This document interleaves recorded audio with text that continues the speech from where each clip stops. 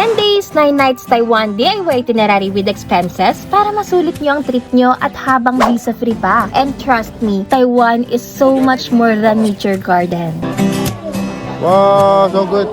Hello, Sense! Another Lure destination na naman with me, OBR Lourdes. Ang gala nga natin today ay sa Taiwan. Dahil visa-free nga ang Taiwan para sa mga Philippine passport holders until July 31, 2026 and stays up to 14 days, hindi na natin papalagpasin to. Nabook namin ang aming round-trip ticket sa Cebu Pacific for 7,000 pesos, travel tax na 1,620 and depende na lang sa inyo kung mag-a-add kayo ng check-in baggage. 7 AM flight namin, around 2 hours lang ang biyahe. Kaya mga 9 AM ay nasa Taiwan Taoyuan International Airport na kami. Tag-eSIM na lang din kami para may internet agad. Ang ginawa lang namin sa airport ay mag-withdraw ng cash. Dito na lang din kayo mag-withdraw sa Bank of Taiwan kasi safe and usually walang transaction fee. Dahil nga marami rin kaming dala, nag-book na lang kami ng airport transfer sa Klook papunta sa hotel namin sa Ximending pero mas tipid kung mag-MRT or magte-train kayo. Dito nga pala kami nag-book sa Hub Hotel Ximen and Rainbow Hotel sa Ximending na i-share ko na lang sa separate vlog para mas makita ninyo. Maganda dito kasi malapit sa walking district, sa Ximen Station, and affordable pa. Day 1, kahit wala pa kaming tulog, tumuloy na agad kami sa gala kasi Loresans ang lamig at ang sarap ng weather. Kaya parang sinipag na agad kami mag-tour. Pero of course, bili muna kayo ng Easy Card. Meron ito sa mga 7-Eleven at makakapili pa kayo ng iba't ibang designs. Papalawdan nyo lang to sa train stations at ito yung gagamitin nyo sa MRT, buses, at iba pang public transportation sa Taiwan. Una naming pinuntahan ang Chiang Kai-shek Memorial Hall, isa sa pinaka-iconic landmark sa Taipei. Ang ganda ng architecture at sobrang lawak ng place. Tinuruan pa nga ako mag-waist drum dito. Ang cute. After that, pumunta naman kami sa isang secret photo spot na may magandang view ng Taipei 101. Perfect siya para sa photos dahil gitnang-gitna nga yung Taipei 101. Tinapos namin ang first night namin sa Ximending Walking District kung saan nag-food trip kami ng iba't ibang Taiwanese street food. Ang lawak nito, ang daming shops, street food stalls at kainan at ang maganda pa dito, sobrang lapit lang sa hotel namin. Day 2, Qingtiangang Grassland sa Yangmingshan. Sobrang peaceful ng place na to, wide open grasslands, may mga cows na naglalakad at kapag foggy yung weather, parang nasa ibang mundo ka talaga. Wala tong entrance fee at sobrang ganda at ang lamig. Beito. Nandito yung Taipei Public Library, Beito Hot Spring Museum at Beito Thermal Valley. Kilalang Thermal Valley sa steaming hot spring niya na parang laging may usok sa paligid. Ang ganda at kakaibang experience makita to in person. Sobrang amazing niya. Taipei 101 Observatory para makita ang panoramic view ng Taipei City from the top. Sobrang ganda ng skyline, Loresans. Day 3, lumipat kami sa Rainbow Hotel. Ang ganda nito kasi gitnang-gitna siya sa Ximending Walking District. And then after namin mag-check-in, nag-travel naman kami papunta sa isa sa pinaka-scenic places sa Taiwan, ang Sun Moon Lake. Nag-bus lang din kami papunta dito, around 3 hours travel from Taipei Main Station. Malayo pa nga lang, napasabi na ako na worth it kasi sobrang ganda talaga niya. As in, binook lang namin to sa Klook, kasama na yung cruise ride, cable car, at bike rental. Nag-boat cruise kami dito, kumain sa Itatao Old Street at sumakay ng cable car. Ang ganda ng view sa taas, kitang-kita nyo yung buong Sun Moon Lake. Day 4, nag-book na kami ng tour kasi medyo malayo to. Sunling Sea Forest Recreation Area. Unang nadaanan namin ay ang flower garden na sobrang ganda ng mga bulaklak. Very Instagrammable at parang nasa movie set ka. Forest Recreation Area, ang ethereal ng vibes dito. Nature park siya na may foggy forest, waterfall, at walking trails. Ang lawak niya kaya medyo nakakahingal maglakad pero worth it naman. Bago kami umalis, nagpicture pa kami sa mga cherry blossoms. Hindi namin ito in-expect na makikita dito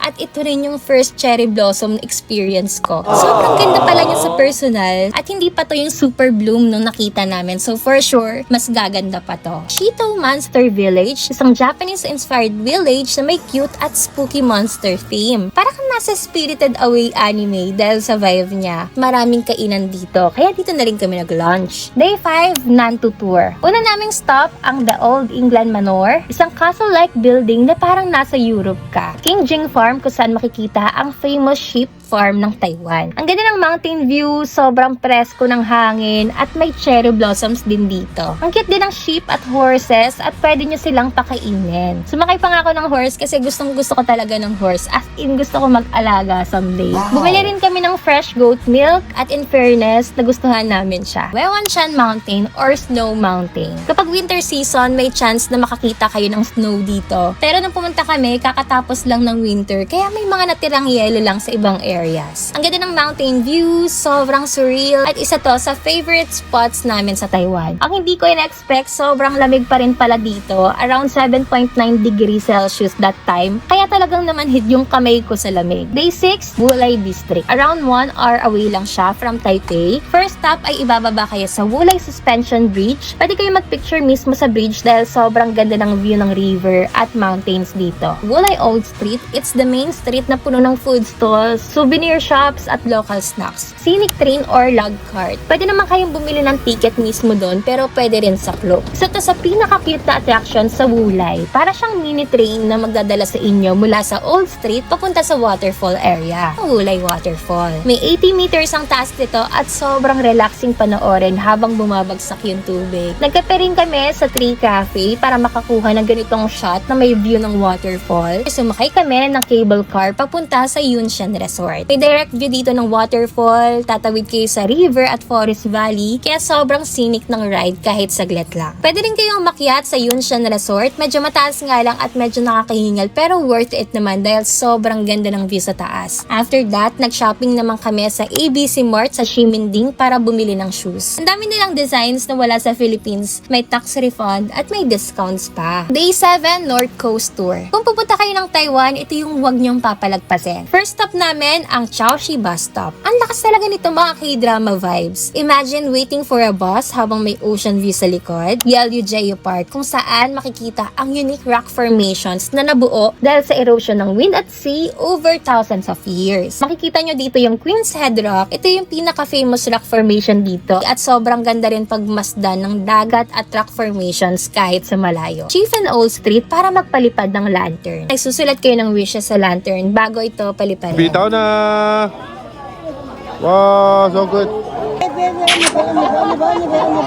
Malapit lang din dito ang Shifen Waterfall na tinatawag ding Niagara Falls of Taiwan. Isa to sa pinakamaganda at pinakamalapad na waterfalls dito sa Taiwan. Jufen Old Street, parang nasa old movie o anime world yung vibe niya. Marami ring street foods dito at ito yung pinaka-famous photo spot sa Jufen. Gabi kami pumunta para nakabukas na yung mga lanterns kaya mas magical yung atmosphere. Day 8, Shopping and Pasalubong Day. Pumunta kami sa Songshan District kung saan maraming boutiques at shops. Nakabili kami dito ng jacket at bag. Super cute din ang Coach store nila. Very aesthetic and may cafe pa sa loob. Ito yung nabili ko, tabi bag, at ito naman yung kay Ned. Namili na rin kami sa Ximending ng mga souvenirs at pasalubong para sa family namin. Day 9, ito na ang sa pinaka-magical experience namin, ang Pingxi Sky Lantern Festival. Ginaganap lang to every Lunar New Year at usually 2 times lang bawat taon. Kaya sobrang special ng experience na to. Sobrang sulit na lessons kasi hundreds of lanterns ang sabay-sabay na ipapalipad sa sky. Dala yung wishes at prayers nyo. Sobrang surreal ng moment na yun. Literal na tangled moment talaga. May separate vlog din ako tungkol dito. Panoorin nyo na lang kung gusto nyo rin maranasan at makapagpalipad ng lantern tulad namin. Next time sa Chiang Mai, Thailand naman tayo magpapalipad ng lantern.